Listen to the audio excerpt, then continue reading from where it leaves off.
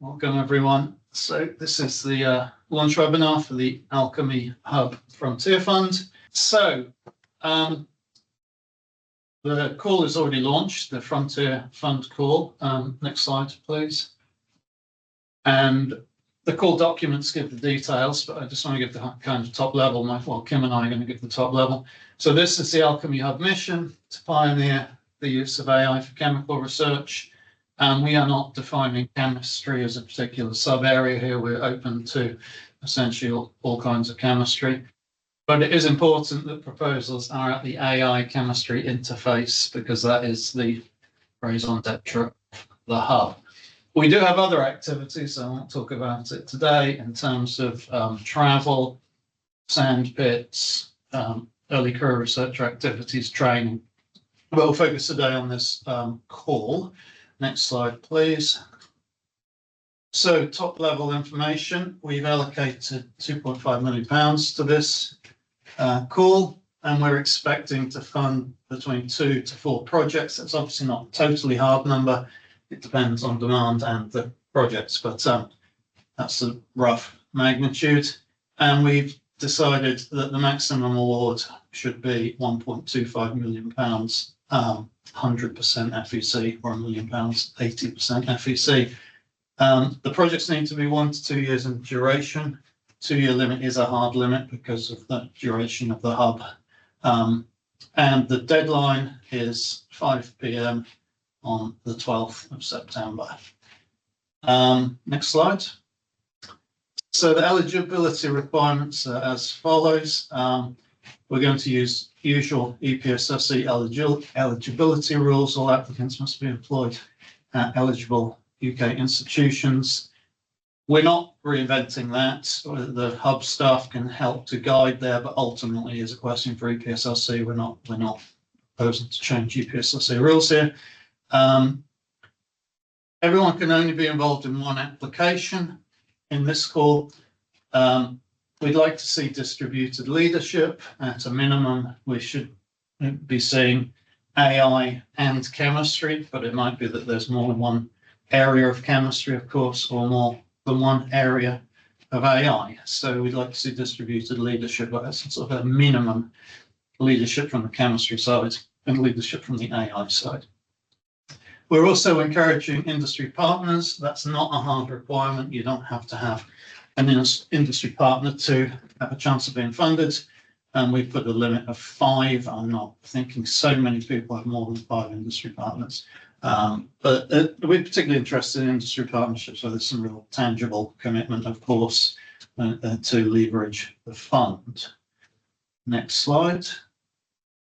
So what are we looking for? We're looking for, well, we have a broad scope, so we're not ruling in any areas of chemistry here: materials chemistry, synthetic chemistry, physical chemistry, other chemistry.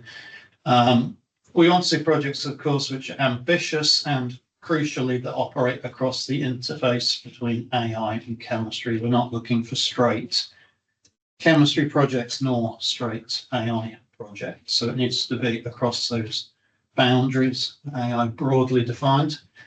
And we would like to see outcomes that impact the discipline of chemistry and indeed discipline of AI.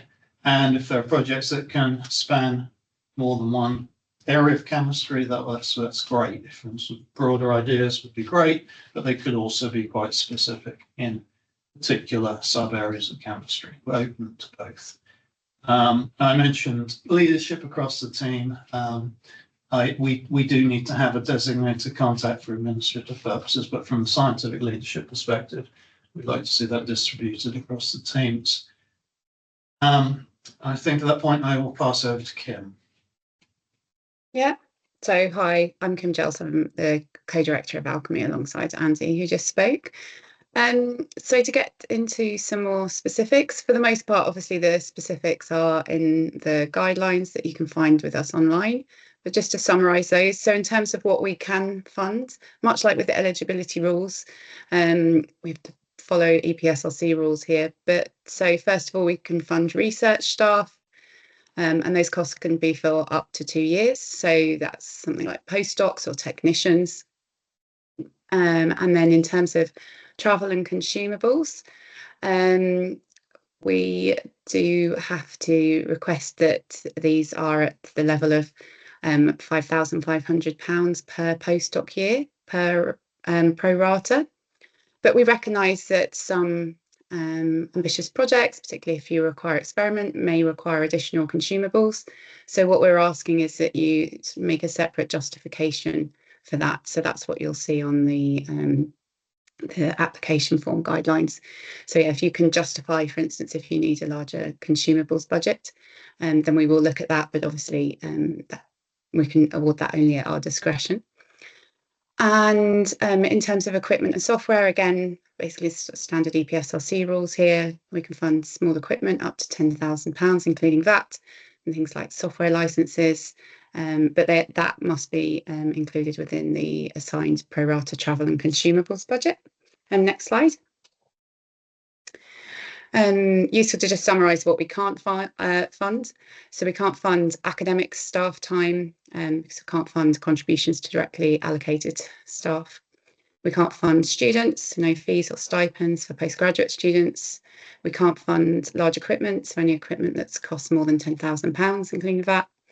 We can't fund open access publishing costs. And as per sort of most standard grants, we can't fund basic computer equipment.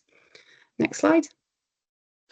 Yeah, just an overview of the application process. So you will need to complete the application, and please download the template from our AIchemy website. And then when you are ready to submit, the submission process will just be emailing to ourselves at that funding email for AIchemy that's shown there. Very soon thereafter, there will be an initial screening process just to check for eligibility and to confirm overall alignment with the AIchemy mission at a high level. So hopefully, if all the eligibility rules and so on are followed, then we'll be sending out everything to an external review panel, and they will shortlist up to 10 projects that would proceed to interview. And at the time that you get the request for the interview, we expect that we'll be asking you to provide some additional information that may be decided by the panel, any additional information that they felt that they needed. So a little bit like you would get a response to a grant. And then finally, there will be an online interview for those panels selected for that stage, where they will rank the remaining projects and make recommendations for funding. Next slide. So obviously there's more detail about this in the full core guidelines, but our key assessment criteria are quality and fit of the proposal, that you have a well-defined research challenge that can advance the state of the art at this AI chemistry interface, that you have potential for impact, and it's clear how that could be made. The interdisciplinarity that Andy's already spoken about, not just a single disciplines research, and also the ability to deliver from the team and it being feasible with the resources and timeline that are within the proposal. Next slide. So a summary of the key dates. As we've already said, the main key date is that the deadline is 12th of September, and applications will close at 5 p.m. So yeah, there's plenty of time to be getting together a great proposal over the summer. Interview invites, we anticipate those will come out in the week commencing the 3rd of November.